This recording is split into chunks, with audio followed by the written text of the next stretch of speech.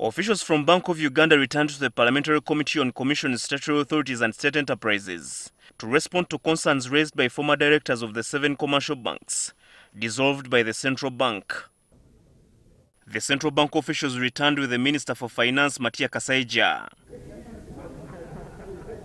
Kasaija explained the role he played in trying to save Crane Bank, including how he advised the former proprietor Sudhir Ruparelia to sell some of his other assets to recapitalize the then struggling bank. I rang Mr. Sudhir, said, Mr. Sudhir, I don't want your bank to go under. If he was here, he would testify. I don't want this bank to go under. Because when it goes under, it reflects very poorly on the economy. If the outside world hears this kind of thing, the economy is not benefiting out of it. The bank is telling me, your bank is undercapitalized. I know you own some properties here in town. Would you mind to sell off some of those properties and make it good? He said no. Honorable Minister, I'm fed up. Let the bank go. The committee then inquired why in 3 months, Bank of Uganda spent 478 billion shillings as liquidity support to Crane Bank, which was under receivership at the time, instead of drawing this money from the Depositors Protection Fund. A Depositor Protection Fund acts as an insurance scheme for customers' deposits in an event of a bank's failure or collapse. Deputy Governor Louis Kasekende told the committee that the expenditure was necessary to save Uganda's financial sector from crumbling.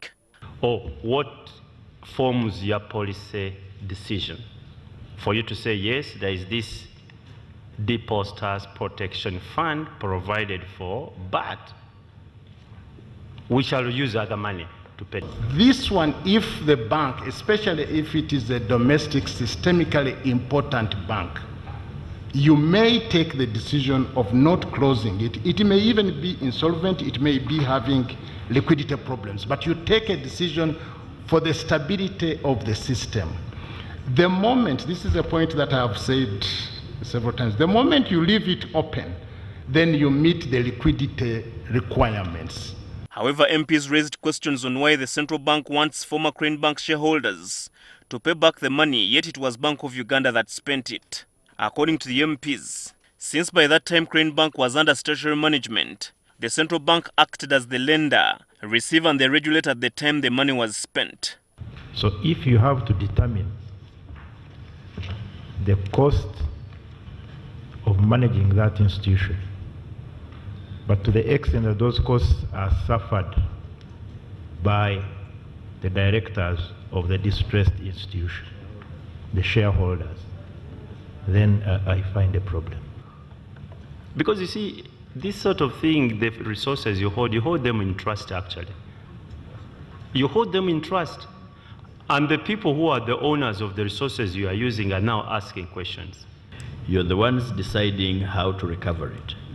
You're the ones failing to recover it, and therefore passing it on to the shareholders of that bank. Do you see a conflict or a problem there? There is no conflict. You are saving the system. Okay?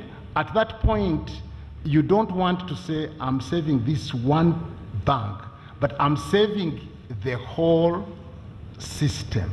That's what you are trying to save. In December, the committee chairperson Abdu Katuntu directed the Auditor General to carry out a forensic audit about the source and expenditure of this money. The Auditor General's report will be presented to the committee on Monday. Habad Ziwa, NTV at Parliament. May we